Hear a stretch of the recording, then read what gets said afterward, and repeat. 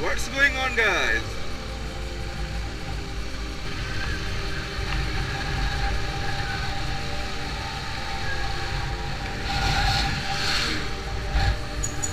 Hey doggies! So many mud dogs. Actually, a fun fact. Do you guys know that these mud dogs are more healthy and have a longer lifespan than these pure breed ones? I can fly.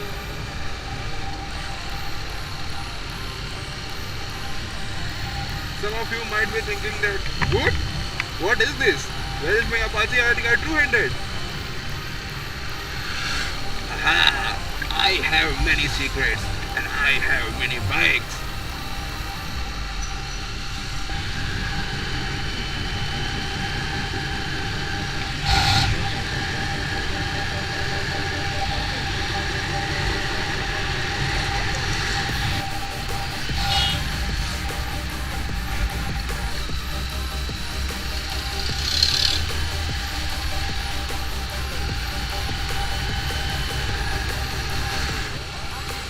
So this color talk kind of leads me to my next point, that I would be making vlogs on this one and as well as probably on my Royal Enfield Classic. I don't like that bike much, but we will see.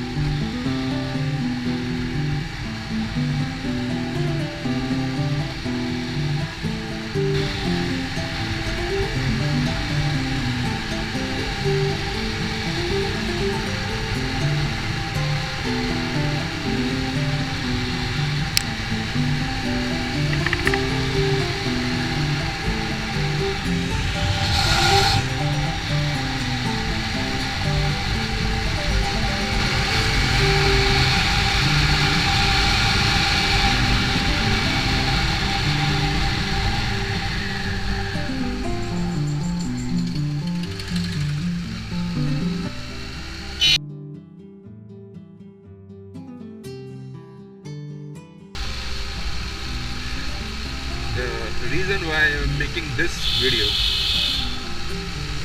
is to look deeper into the fact that the TVS Apache RTR 200 Kobe is much more faster than almost everyone on the internet is leading us to believe. I mean, it all started by TVS being modest and claiming such approachable and doable numbers for both the 0 to 60 and the 0 to 100. If you guys have seen my 0 to 60 video, the links are in the description for the new ones. Despite with a weight of 105 kgs, I did a 3.9 on that. And I have also tagged a pic there of one of my friends who has done a 3.6 on the bike, because he has a weight of 60 or 65 kgs, I guess. So the numbers set by TVS are really humble, and they want you to do it. They want the masses to touch those numbers. 0.3 or 0.4 is not a matter of great concern, but what really bugged me is the 0 to 100 times. Now TVS claims that the 0 to 100 time is 12 seconds, and I was like, oh, maybe the gears are too short and people are short shifting as well, as far as I can tell from the videos on the YouTube. So 11.5 would be a good guess. And then comes the power drift, and they did justice. They did 0 to 16 3.6 seconds and 0 to 100 in 11.5 seconds. Most of the reviewing websites on the internet use those official specs as a base to build upon their reviews. So they don't bother they don't bother to check for themselves. They don't have skilled riders who can push the bikes to their limits and have some authentic performance figures. No, they just go on hearsay, and all these websites are claiming a 0 to 100 figure for the Apache RTR 204V of 12 seconds or even more. I mean, just look at these Motorbeam guys. They are claiming a 13.7 seconds. Where I even start? If you care to notice, these guys are short shifting like hell. Look at this paragraph. According to them, the third gear maxes out at 78 km per hour. And here is the pic, and you would also say this in the video, that I am doing 103 km per hour at 11,000 RPM in the third gear on my bike.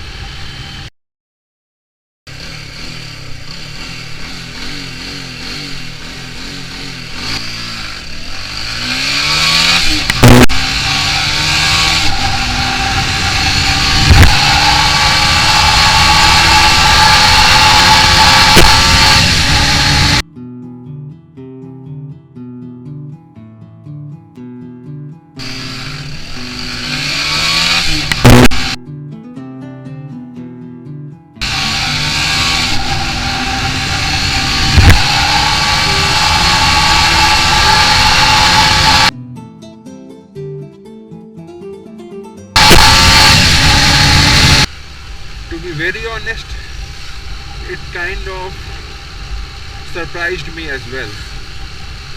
You know, seeing your bike doing a 10.4 in the 0 to 100 when the national racers on Power Drift are doing it in 11.5 seconds.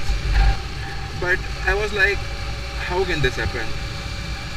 The Power Drift guys ain't stupid. They are as good as anyone can get.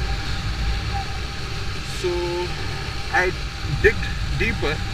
The origin of this problem is TVS claiming that the peak power on the Apache RTR 204V comes at 8,500 RPM only, and the power tapers down after that. And that's the reason everyone is shifting at 8,500 RPMs. What I realized in my bike, and this you can verify by seeing all of my videos, that the bike makes a lot of power even past 9,000 RPM. The engine is a gem, really. I mean, it can take 11k any day, anywhere. So the conclusion is,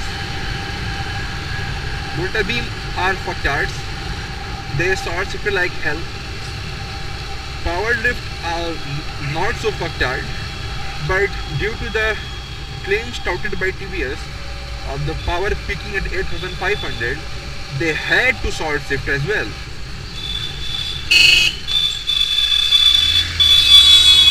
So if you guys own an Apache RTR 204V, and I hope you guys have done a hard braking, a really hard braking, then yes, you should trash that engine. Whoa, holding hands, damn. So you don't know what you will find on this road, or any road for that matter.